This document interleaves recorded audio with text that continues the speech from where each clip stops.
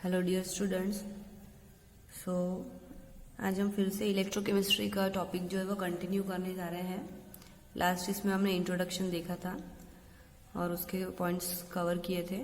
उसी में से एक पॉइंट हमने डिस्कस किया था metallic conductor and electrolytic conductor. तो थोड़ा और डीप में उसका डिफरेंस समझ लेते हैं सो दैट आगे हमको जो हम इलेक्ट्रोकेमिस्ट्री पढ़ने वाले हैं it becomes easy for all of us. ठीक है, तो पहले ये देख लेते हैं। इन दोनों के अगर डिफरेंस देख लेंगे तो यू विल बिकम क्लियर कि yes this is metallic and this is electrolytic, और हमको इलेक्ट्रोकेमिस्ट्री में इलेक्ट्रोलाइटिक कंडक्टर से कैसे स्टडी करना है करके। Okay, so first have a look here. देखो मेटालिक कंडक्टर में क्या होता है, एक मेटालिक रॉड रहती है जिसमें इलेक्ट्रॉन्स फ्लो होते रहते हैं, right. So here current flows due to the flow of electrons. Okay, और यहाँ पर क्या होता है इलेक्ट्रोलाइटिक कंडक्टर में ऑब्वियसली इलेक्ट्रोलिसिस होता है तो फिर आयंस निकलते हैं। तो यहाँ पे क्या होता है current flow due to flow of ions. ठीक है, वहां पर मेटालिक कंडक्टर में किससे इलेक्ट्रिक करंट फ्लो होता है, ड्यू टू इलेक्ट्रॉन्स, और यहाँ पे थ्रू आयंस। ओके, जैसे अगर NaCl को हमने वाटर में डाला, राइट, तो it will form sodium ion and chloride ions. तो इनके ऑब्वियसली ये जो है इनके इलेक्ट्रॉन्स ही रेस्पॉन्सिबल रहेंगे, बट आयनिक फॉर्म में इलेक्ट्रॉन्स निकलेंगे, राइट। इसीलिए बोला है कि ions are responsible here for electrolytic conductor. Electrolytic solution में होगा ये काम। ओके, और ये मेटेलिक रॉड या मेटल में होगा ये काम, मेटल में इलेक्ट्रिसिटी कंडक्ट होने का काम। Okay, now here no chemical decomposition of substance take place by passing current, है ना। यहाँ सिर्फ इलेक्ट्रॉन्स निकलता है मेटल में से, बट कोई केमिकल डिकम्पोजिशन नहीं होता है। And here chemical decomposition of substance on passing current. देखो यहाँ पे डिकम्पोजिशन हुआ है या डिकम्पोजिशन रिएक्शन हुआ है, NaCl का आयंस में डिकम्पोज हुआ है ये, तो देयरफॉर हम क्या बोलेंगे कि केमिकल डिकम्पोजिशन हुआ है। ओके, नेक्स्ट पॉइंट इज की resistance is due to collision with kernel. ये आप लोगों ने देखा होगा मेटालिक कंडक्टर में क्या होता है, जैसे एक हमने सी ऑफ इलेक्ट्रॉन भी पढ़ा है पहले, सी ऑफ इलेक्ट्रॉन भी बोलते हैं इसको। तो अगर मेटल्स के आयंस अगर यहाँ प्रेजेंट है तो उसमें अगर समझो ये मेटल है तो मेटल की क्या टेंडेंसी है, लूजिंग ऑफ इलेक्ट्रॉन। तो इलेक्ट्रॉन्स लूज करके वो पॉजिटिव चार्ज एक्वायर करता है। तो वो जो पॉजिटिव चार्ज एक्वायर करने के बाद में एटम बचेगा उसको हम क्या बोलते हैं, कर्नल।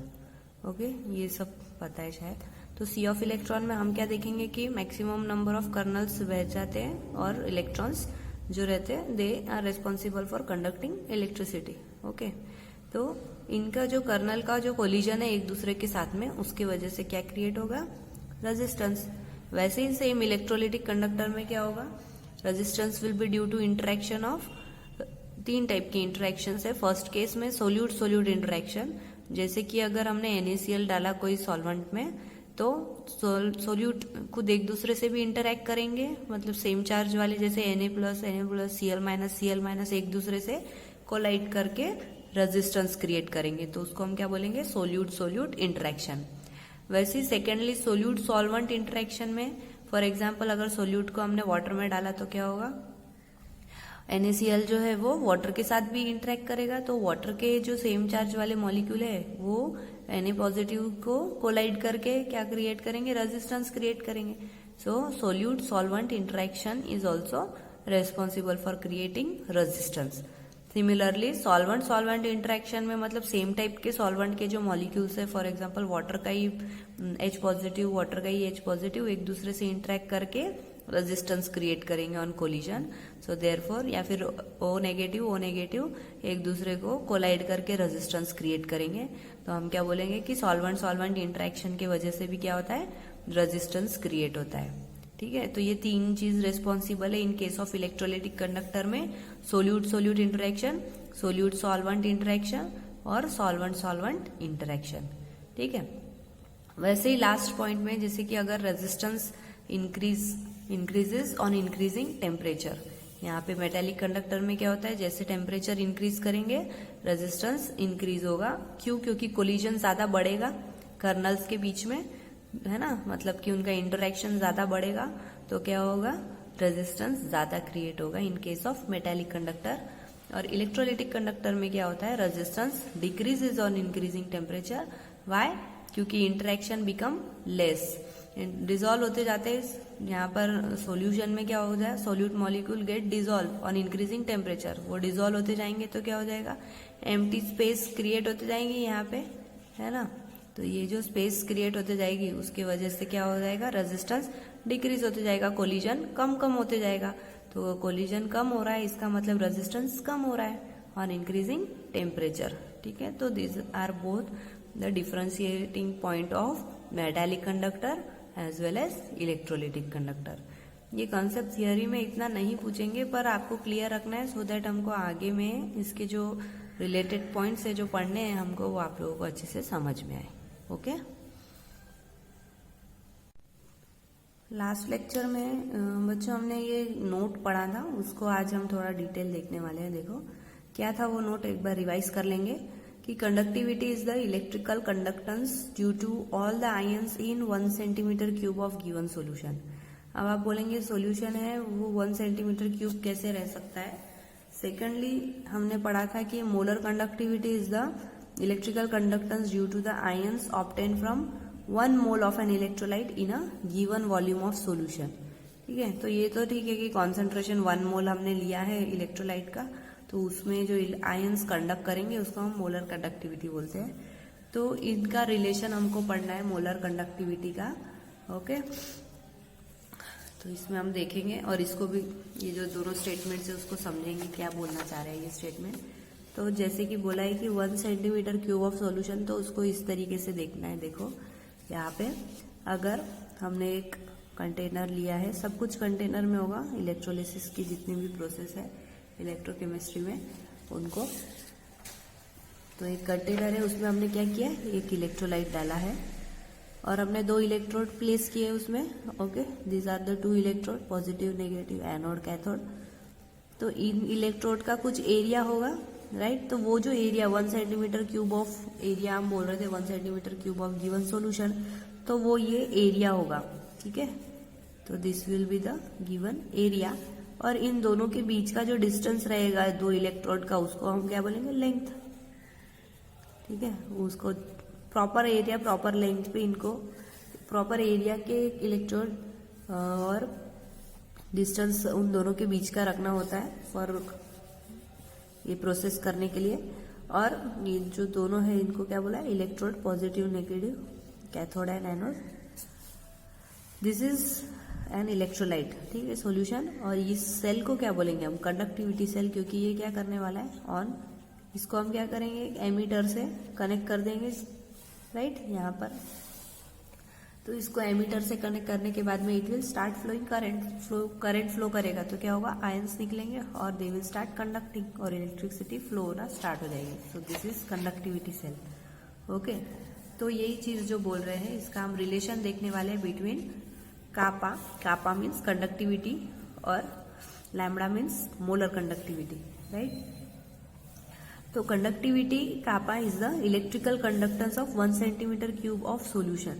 इन इलेक्ट्रोड्स पे, इतने ही एरिया के इलेक्ट्रोड्स पे आयंस आएंगे और वो क्या करेंगे, इलेक्ट्रिकल कंडक्टेंस दिखाएंगे, मतलब कंडक्टेंस दिखाएंगे। ओके, तो उसके लिए हमने ये टर्म 1 सेंटीमीटर क्यूब यहाँ पर यूज किए। ओके, सो बी क्लियर। और ये सॉल्यूशन कितने इसका है, 1 मोल का है, तो इसीलिए हम उसको कापा बोल रहे हैं, क्योंकि मॉलिक्यूलर फॉर्म में, सॉरी, लैम्बडा बोल रहे हैं क्योंकि हम कितने मोल का इलेक्ट्रोलाइट ले रहे हैं उसको भी हमको कंसिडर करना है। तो ये 2 बातें कंसिडर करना है यहाँ पे। एक तो कंडक्टिविटी, राइट, इन इलेक्ट्रोड्स में इलेक्ट्रॉन्स कितना कंडक्ट करेंगे, और दूसरा कितने मोल का सॉल्यूशन हमने लिया है, राइट। ये 2 बातें कंसिडर करना होता है हमको, इसीलिए हम इन दोनों के बीच का रिलेशन स्टडी करने वाले हैं। ओके, सो क्लियर कि रीजन क्या है ये दोनों का रिलेशन करने के लिए, कि कंडक्टिविटी कितनी रहेंगी कितने मोल ऑफ इलेक्ट्रॉन में, राइट, ये 2 चीज। तो स्टार्ट करते हैं इनका रिलेशन। तो अगर हमारे पास में V mole of, if V is the volume of solution in 1 centimetre cube containing 1 mole of dissolve electrolyte, it's electrical conductance is molar conductivity और लैम्बडा, ठीक है। इसको मैं यहाँ लिख देती हूँ, it is nothing but your molar conductivity, और हमने डेफिनेशन में देखा था वैसे इसको हम लैम्बडा बोलते हैं, ओके। साइंटिस्ट ने इस तरीके से भी लैम्बडा लिखा है, ये भी आएगा सामने आगे, ये लैम्बडा भी आएगा, पर for molar conductivity of a total जो कंपाउंड हम डाल रहे हैं उसके लिए इस तरीके का लैम्बडा यूज करना है। जब आयोनिक फॉर्म आएगा ना कटायन और अनायन कोलब्रुक लॉ में, तब इस टाइप का लैम्बडा हम यूज करने वाले हैं, ओके। तो बी वॉल्यूम, कुछ वॉल्यूम ऑफ सॉल्यूशन हम ले रहे हैं जिसमें 1 centimetre cube containing 1 mole of dissolve electrolyte, 1 मोल का हम इलेक्ट्रोलाइट इसमें डाल रहे हैं इतने एरिया के इलेक्ट्रोड्स के अंदर। तो इट्स इलेक्ट्रिकल कंडक्टेंस, उसकी मोलर कंडक्टिविटी हम किससे रिप्रेजेंट करते हैं, लैम्बडा से, ठीक है। अब क्या करना है कि each 1 centimetre cube portion in the volume V has conductance kappa, इनकी कंडक्टिविटी कितनी है, के या kappa, and the total conductance of V centimetre cube is K V, वो उनका प्रोडक्ट हो जाएगा। इतनी कंडक्टिविटी इतने वॉल्यूम ऑफ सॉल्यूशन में हो रही है, उसको which is nothing but your molar conductivity. तो molar conductivity is the total conductance of conductivity into V volume, ठीक है। इसका प्रोडक्ट जो होता है that is nothing but your molar conductivity, okay. तो ये स्टेटमेंट जितना भी लिखा है उसका इन्फरेंस ये है कि product of conductivity into V volume of solution, okay. So इसका यूनिट देखेंगे हम यहाँ पे, concentration of solution is C, concentration को सी से बोलेंगे, मोल पर लीटर, ओके। लेकिन हमको किस में देखना है, इसको 1000 सेंटीमीटर क्यूब कन्वर्ट कर रहे हैं, ये ml में है इसको। सो सी मोल पर litre divided by 1000 centimetre cube, litre पर कैंसल हो जाएगा, पर लीटर यहाँ पे कैंसल आउट। सो देयरफॉर सी बाय 1000 मोल पर सेंटीमीटर क्यूब, ओके। तो इसकी वैल्यू को हम इस रिलेशन में पुट करने वाले हैं, ये कॉन्सेंट्रेशन की जो वैल्यू है उसको। तो देखो यहाँ पर volume V of a solution in centimetre cube containing 1 mole of an electrolyte is the reciprocal of concentration, या फिर हम सीधा बोल सकते हैं कि volume is inversely proportional to concentration. ये हमको पढ़ चुके हैं हम ये पॉइंट। तो V equal to 1 by concentration, so equal to ये जो हमने टर्म डिराइव की थी, कॉन्सेंट्रेशन को हमको सेंटीमीटर क्यूब में रिप्रेजेंट करना है, तो इसका कन्वर्जन इस तरीके से होता है। So 1000 upon C centimetre cube per mole, okay. So therefore by substituting lambda equal to 1000 K bye सी हो जाएगा। देखो यहाँ पर हम ये सब्सटीट्यूट कर रहे हैं, लैम्बडा इक्वल टू के वैसे की वैसे ही है, वी को हमने 1000 बाय सी कर दिया है, ओके। यहाँ से हमने सी बाय 1000 निकाला था, तो उसका रेसिप्रोकल हो जाएगा 1000 बाय सी। तो ये टर्म जो है वो ध्यान में रखना है हमको, conversion, and this is the relation between lambda and kappa, molar conductivity and conductivity, okay. This is the text book form जो गिवन है। अगर समझ में नहीं आए तो फिर से एक बार इतना पार्ट देख लो, और अगर फिर भी समझ में नहीं आए तो एक और शॉर्टकट ट्रिक है। देखो यहाँ पर हमको पता है कि मोलैरिटी क्या है, मोलैरिटी को हम किस में, कॉन्सेंट्रेशन को हम किस में डिनोट करते हैं, मोलैरिटी में, right. So m equal to n by V, right. ये भी हमने 11th में पढ़ रखा है, या इसके प्रीवियस लेक्चर में भी जब मोलैरिटी की डेफिनेशंस देखी थी वहां पे भी ये हमने देखा था फॉर्मूला। नहीं देखा होगा किसी ने तो प्रीवियस लेक्चर देख लो, या फिर इसको यहाँ से भी समझ लो कि molarity is nothing but number of moles upon given volume of solution, ठीक है। अगर नंबर ऑफ मोल्स या n की वैल्यू कितनी होती है, 1 होती है, तो m equal to 1 by V हो जाएगा, मतलब कि कॉन्सेंट्रेशन ही बोलेंगे। यहाँ पे c से डिनोट कर रहे हैं, यहाँ मैंने m से डिनोट किया है, ओके। तो अगर v को इस साइड लिया है और इक्वल टू 1 बाय m हो जाएगा, तो v ml ऑफ सॉल्यूशन, अगर ये this is in ml, okay, millilitre. तो और अगर हमको इसको कन्वर्ट करना है सेंटीमीटर क्यूब में, तो क्या करेंगे हम इसको इंटू 1000 कर देंगे, तो v centimetre cube, this is the conversion factor, okay. तो इसको कोई चेंज नहीं है। तो v centimetre cube equal to 1 by m into 1000। तो इस वैल्यू को हम हमारा जो इक्वेशन था उसमें पुट करेंगे। हमारा इक्वेशन क्या था, lambda m equal to kappa into V. तो v की जगह पे क्या करना है, 1 बाय m इंटू 1000। सो क्या कापा वैसे की वैसे और v इंटू 1000 अपॉन m, ये m मतलब मोलर कंडक्टिविटी है, सो कुछ टेंशन नहीं लेना, सिर्फ लैम्बडा भी लिखा तो भी चलेगा, m लिखा तो भी चलेगा। तो k into 1000 upon m equal to, unit देख रहे हैं, कापा का यूनिट क्या है, सीमेन पर सेंटीमीटर। प्रीवियस लेक्चर में डिस्कस किए हैं हमने इसका यूनिट कैसे आया है। और मोल का क्या यूनिट है, मोल पर सेंटीमीटर क्यूब, राइट। अब इन दोनों में से कैंसल आउट क्या हो जाएगा, सेंटीमीटर क्यूब ऊपर जाएगा तो -3 हो जाएगा, सॉरी माइनस या होना चाहिए, ऊपर जाएगा तो +3, तो +3 -1 क्या हो जाएगा, सेंटीमीटर स्क्वायर। तो सीमन सेंटीमीटर स्क्वायर पर mole is the unit of lambda, molar conductivity. ठीक है, आइदर ये मेथड या वो मेथड से आप रिलेशन लिख सकते हो, एग्जाम में भी लिख सकते हो। अगर ये टेक्स्ट बुक मेथड टफ लग रही है तो go for this method also, this is also correct. Simple form में लिखा है यहाँ पे, वहाँ पे डेफिनेशन के फॉर्म में लिखा है, वहाँ भी ये सेम कन्वर्जन दिया है, यहाँ भी सेम कन्वर्जन दिया है, बस ये एक नए फॉर्मूले से, या फिर this formula is also correct, according to this formula also you can write whichever you found it easy. ठीक है, नेक्स्ट टॉपिक इंपॉर्टेंट है देखो, एंड सिंपल भी है, variation of molar conductivity with concentration.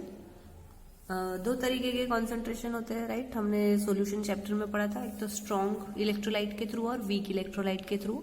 तो दोनों में मोलर कंडक्टिविटी कैसी रहेंगी वो हमको देखना है, राइट। कंडक्टिविटी स्ट्रॉन्ग इलेक्ट्रोलाइट में कैसी रहेंगी और कंडक्टिविटी वीक इलेक्ट्रोलाइट में कैसी रहेंगी। तो बिफोर गोइंग टू दिस हम थोड़ा सा ऐसे ही डिस्कस कर लेते हैं। स्ट्रॉन्ग इलेक्ट्रोलाइट मतलब हमने देखा था कि उसमें डिसोसिएशन का फैक्टर आएगा, क्योंकि हमको आयंस देखना है। तो strong electrolyte it undergoes 100% dissociation हमने देखा था, और weak electrolyte it undergoes only near about 5% dissociation, ये भी हमने देखा था।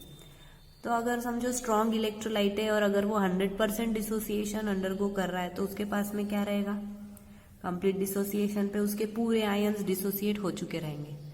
तो पूरे आयंस डिसोसिएट हो चुके रहेंगे, इसका मतलब क्या होगा कि जितने भी हमको आयंस मिले वो सारे इलेक्ट्रिसिटी कंडक्ट करने लग जाएंगे। तो obviously molar conductivity strong electrolyte की ज्यादा रहेगी कि वीक इलेक्ट्रोलाइट की, यस स्ट्रॉन्ग इलेक्ट्रोलाइट की ज्यादा रहेगी, क्योंकि पूरे आयंस डिसोसिएट हो चुके हैं और सब आयंस कंडक्टिविटी में लग जाएंगे व्हेन पासिंग द करंट।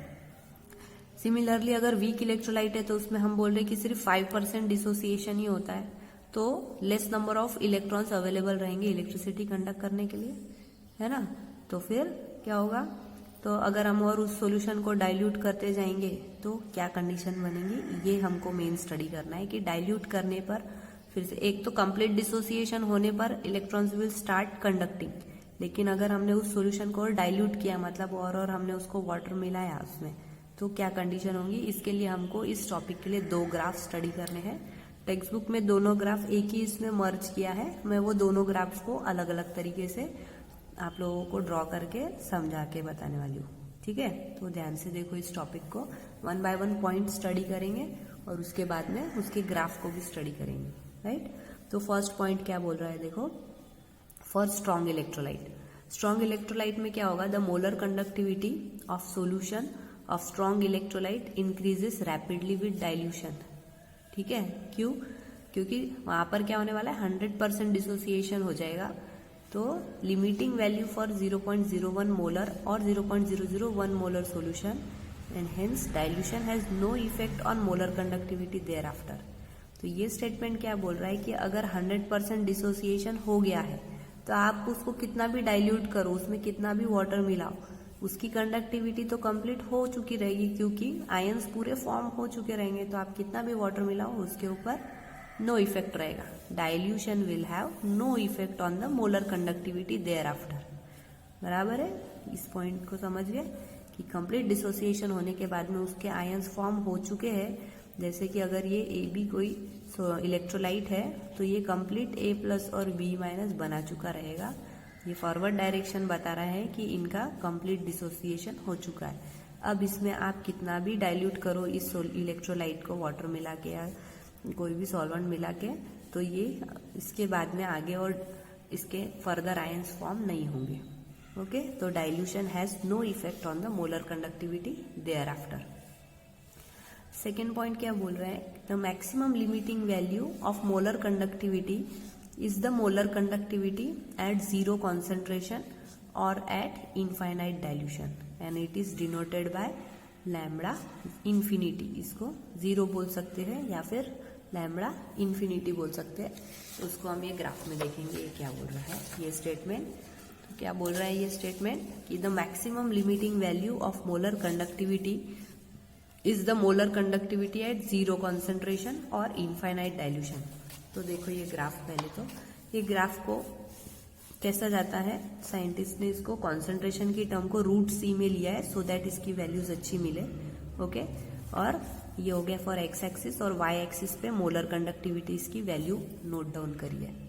तो यहाँ पे कॉन्सेंट्रेशन क्या हो रहा है, जीरो।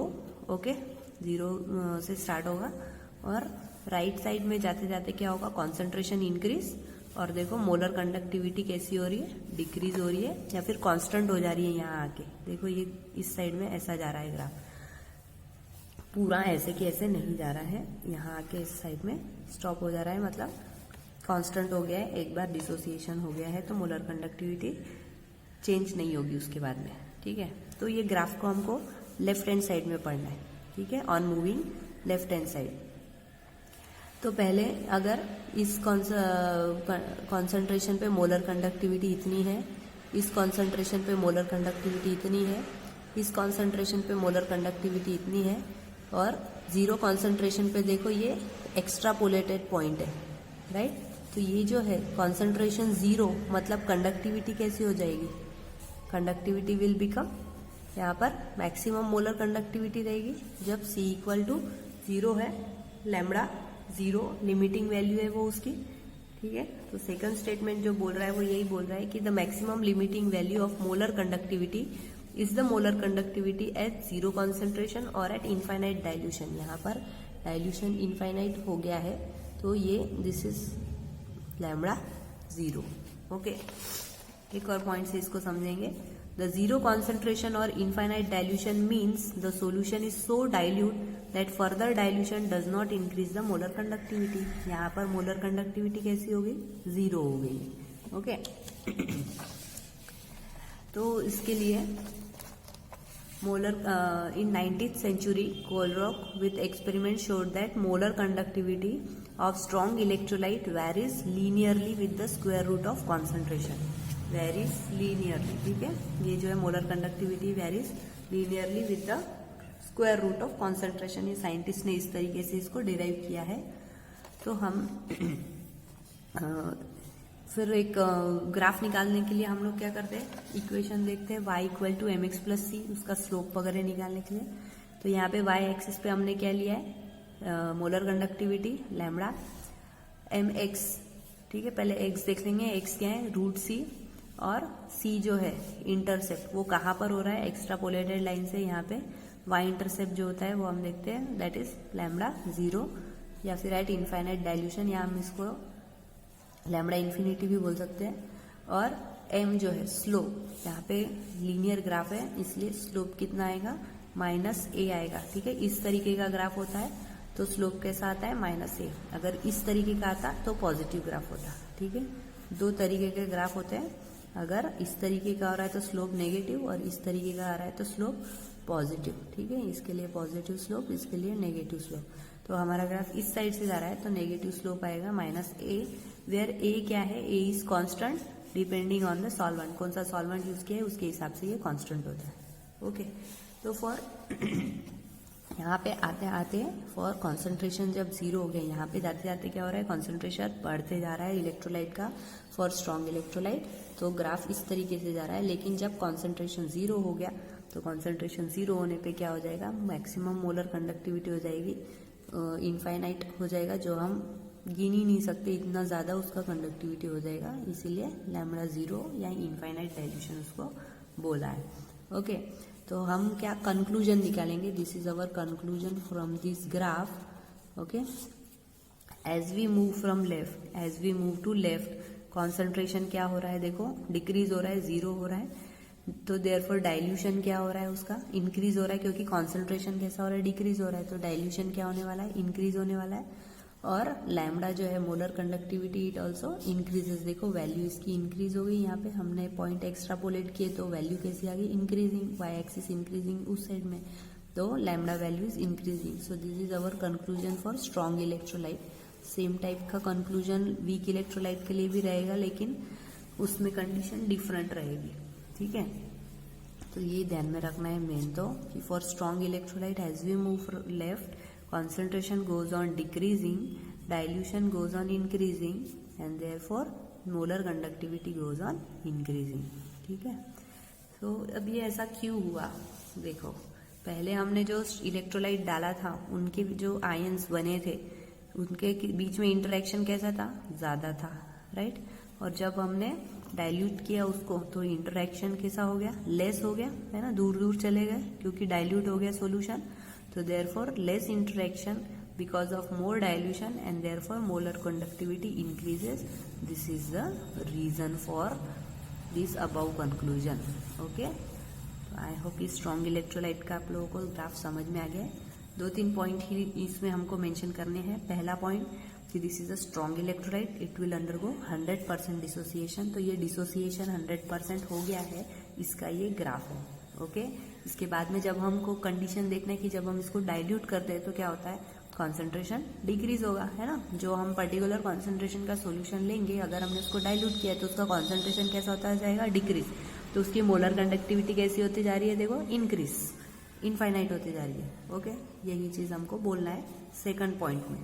थर्ड पॉइंट में हमने इसका क्या करना है, इसका ये जो ग्राफ से हमको पॉइंट्स निकले y = mx+c, जो इसका इक्वेशन है, इसमें हमको क्या क्या मिला है वो हमको एक्सप्लेन कराना है। तो उसकी वैल्यू क्या है, इसका इक्वेशन क्या बना है, lambda = -a√c plus lambda 0, okay. ये क्या क्या टर्म्स है ये पूरी एक्सप्लेन करके देना है। फिर हमको कंक्लूजन बताना है कि हम जब लेफ्ट साइड में आते हैं तो क्या होता है और ये किस वजह से हुआ, ये उसका रीजन, ओके। नेक्स्ट देखेंगे फॉर वीक इलेक्ट्रोलाइट। देखो फॉर वीक इलेक्ट्रोलाइट क्या होता है, molar conductivity of weak electrolyte also increases on dilution, बराबर है, क्यों, क्योंकि उसके भी आयंस इंक्रीज होने वाले हैं, राइट। डाइल्यूशन इंक्रीज होगा, alpha means degree of dissociation will also increase, so उसके नंबर ऑफ आयंस भी इंक्रीज होगा, तो क्या होगा, उसके मोलर कंडक्टिविटी भी इंक्रीज होगी, है ना। यहाँ पर इस ग्राफ को देख लेते हैं पहले कि √c मतलब कॉन्सेंट्रेशन की values as we move here क्या हो रहा है, बढ़ते जा रही है कॉन्सेंट्रेशन की value, here it is maximum, लेकिन मोलर कंडक्टिविटी देखो कितनी कम है। और फिर जब हम डाइल्यूट करते जा रहे हैं तो मोलर कंडक्टिविटी बढ़ती जा रही है, ओके। इस साइड में C इज 0, कॉन्सेंट्रेशन कम होते जा रहा है, डाइल्यूशन बढ़ते जा रहा है, okay, as we move left side. So for concentration of 0.01 और 0.001 molar the lambda 0.001 molar the value lambda value is lower than the activity at 0 concentration. देखो जब कॉन्सेंट्रेशन 0 हो जा रहा है तो लैम्डा की वैल्यू ही बहुत कम है, ओके। सो लैम्डा इन्फिनिटी जो वैल्यू है इसके कंपेयर में लैम्डा वैल्यू कितनी है, कम है। So therefore lambda infinity the molar conductivity eight 0 concentration, 0 concentration पे इसकी कोई वैल्यू नहीं आएगी, ऐसा ये स्टेटमेंट बोल रहा है, ओके। 0.001 मोलर और 0.0001 मोलर कॉन्सेंट्रेशन को कंपेयर करो तो, ठीक है। तो क्यों नहीं आएगी, क्योंकि इसका ग्राफ कैसा है, लीनियर नहीं है। For weak electrolyte the variation of lambda with √c is not linear, इसीलिए ऐसा हो रहा है। तो मोलर कंडक्ट, लेकिन स्ट्रॉन्ग इलेक्ट्रोलाइट के लिए हमने देखा था, क्यों, क्योंकि लीनियर था, तो एक्स्ट्रापोलेट करके हम क्या कर रहे थे, उसका 0 कॉन्सेंट्रेशन पे हम लोग उसकी लिमिटिंग वैल्यू लेकर आ रहे थे, okay. For molar conductivity of strong electrolyte at 0 concentration can be determined by extrapolation of linear part, that is lambda versus √c as lambda 0 infinite, है ना। Molar conductivity that is at infinite dilution, that is limiting molar conductivity हम निकाल पा रहे थे, कहाँ पर, in case of strong electrolyte. Last statement क्या बोल रहा है कि but lambda 0 can not be useful for week electrolyte, ठीक है। इसीलिए हमको हमारे पास इसका ये जो प्रॉब्लम है इसको सॉल्व करने के लिए कौन सा लॉ आया है, कोलरॉक लॉ आया है। Kohlrausch law is useful for calculating lambda infinity value of weak electrolyte. ठीक है, अभी हम नेक्स्ट इसमें कोलरॉक लॉ देखने वाले हैं, जिसमें हम कैसे वीक इलेक्ट्रोलाइट का लैम्डा इन्फिनिटी निकाल सकते हैं एट इनफाइनाइट डाइल्यूशन, वो देखेंगे। ओके, इस ग्राफ का कैलकुलेशन देख लेना है कि on increasing the dilution degree of dissociation increases, तो इसके नंबर ऑफ आयंस इंक्रीज होंगे डाइल्यूट करने पर, तो मोलर कंडक्टिविटी इंक्रीज होगी करके। ओके, तो इसके बाद में हम कोलरॉक लॉ देखेंगे, उसका स्टेटमेंट क्या है। पहले तो कोलरॉक लॉ का हेडिंग देख लो, Kohlrausch law of independent migration of ions. ठीक है, इंडिपेंडेंट माइग्रेशन ऑफ आयंस मतलब आयंस इंडिपेंडेंटली माइग्रेट करने वाले हैं, तो एट इनफाइनाइट डाइल्यूशन। ठीक है, जब कॉन्सेंट्रेशन 0 हो गया है तब की बात हो रही है। Each ion migrates independent of को आयन, मतलब उसके जो दूसरा आयन है, एक कट आयन है तो दूसरा कौन सा उसका को आयन है, अनायन, उससे वो इंडिपेंडेंट है and contributes to the molar conductivity, पर दोनों भी मोलर कंडक्टिविटी को कॉन्ट्रीब्यूट करेंगे irrespective of the nature of other ion to which it is associated. उसके साथ में कौन सा आयन है उससे कोई लेना देना नहीं है, it is independent of that, लेकिन दोनों का मोलर कंडक्टिविटी कंट्रीब्यूट करेगा। ठीक है, तो इनफाइनाइट डाइल्यूशन मतलब 0 कॉन्सेंट्रेशन की बात हो रही है, तो इसका स्टेटमेंट इक्वेशन कैसा लिखते हैं, at infinite dilution molar conductivity. ठीक है, lambda 0 equal to n plus lambda infinity of cation plus n minus मतलब molar number of moles of anion into molar conductivity of anion. ठीक है, इन दोनों का क्या हो रहा है, सम हो रहा है, तो lambda plus and lambda minus are the molar conductivities of cation and anion, and n plus and n minus are the number of moles of cation and anion. ठीक है, सिंपल है, दोनों का addition है, कितने moles है उनकी molar conductivity का एडिशन। फॉर एग्जाम्पल NaCl का हम देख रहे हैं at infinite dilution molar conductivity, तो जब टोटल कंपाउंड रहता है तो इस टाइप का लैम्डा लिखना है, और आयंस होता है तो इस टाइप का लैम्डा लिखना है eight infinite dilution cut ion plus infinite dilution पे मोलर कंडक्टिविटी ऑफ अनायन। और अगर Al2SO4 थ्राइज है तो n की जो वैल्यू हम बोल रहे हैं उसके लिए ये एग्जाम्पल लिया है कि lambda infinity of Al2SO4 thrice equal to 2 times 2 molecules है, इसलिए 2 times of lambda infinity of cation Al tri positive plus 3 number of SO4 है तो 3 इंटू लैम्डा इन्फिनिटी ऑफ, ये नीचे वाला नहीं है, ठीक है, ऊपर वाला ही है, इंटू SO4 2 माइनस आयन। ठीक है, तो इस तरीके से ये इसके एग्जाम्पल है, इसके एप्लीकेशन देख लेंगे अपन। इसका एप्लीकेशन ऐसा है कि this theory can be use to calculate the molar conductivity of an electrolyte at 0 concentration. Okay, ये स्टेटमेंट में ही बोल रहा है इनफाइनाइट डाइल्यूशन मतलब at 0 concentration. So lambda infinity of KCl कैसे लिख सकते हैं हम, अभी हमने एग्जाम्पल देखा वैसे ही, lambda infinity of potassium ion plus lambda infinity of chloride ion. Similarly एक और एग्जाम्पल देख सकते हैं, lambda infinity of BaOH twice equal to lambda infinity, barium का एक ही मॉलिक्यूल है तो Ba2 positive plus 2 molecules of OH है तो 2 into lambda infinity of OH minus, number of moles है ये। ठीक है, सेकेंड इसका इंपॉर्टेंट एप्लीकेशन है, मतलब यूज है कि the theory is particularly useful in calculating the lambda infinity value of weak electrolyte from those of strong electrolyte. कैसे फाइंड आउट कर सकेंगे वो देखो। For example lambda infinity of acetic acid can be calculated by knowing the value of those of HCl, NaCl, CH3COO, Na। ये एक example ले रही हूँ, इसके बाद में इसके न्यूमेरिकल्स भी लेंगे इसके नेक्स्ट लेक्चर में। तो अगर लैम्डा इन्फिनिटी ऑफ HCl को प्लस करेंगे lambda infinity of sodium acetate से और माइनस करेंगे लैम्डा इन्फिनिटी ऑफ NaCl से, तो क्या होगा देखो इसका ionic form, lambda infinity of H plus ion HCl से और Cl minus ion CH3CO minus कैसे डिसोसिएट होगा, lambda infinity of CH3CO minus और lambda infinity of Na positive ion. हमको माइनस करना है तो minus of lambda infinity of Na plus and minus का साइन इसको भी कैरी होगा lambda infinity of Cl minus ion, तो ये प्लस माइनस कैंसल। ठीक है, ये और ये कैंसल, वैसे ही पॉजिटिव नेगेटिव कैंसल, तो बचा क्या है, ये बचा है lambda infinity of H plus और lambda infinity of CH3CO minus, इन दोनों को ऐड करेंगे तो क्या हो जाएगा लैम्डा इन्फिनिटी ऑफ CH3COOH। तो हमको क्या मिला, हमको ये स्टेटमेंट मिला, इनकी जो वैल्यूज गिवन रहेंगी इसको हमको प्लस और माइनस करेंगे तो हमको CH3COOH जो वीक इलेक्ट्रोलाइट है उसका लैम्डा इन्फिनिटी निकालते आएगा। ठीक है, तो ये एक मेथड है, हेजेस लॉ के टाइप का मेथड है जिससे हम lambda infinity of weak electrolyte निकाल सकेंगे। एक दो एग्जाम्पल्स देखेंगे हम, इसके न्यूमेरिकल्स भी डिस्कस करेंगे सब, लेकिन नेक्स्ट लेक्चर में। ओके।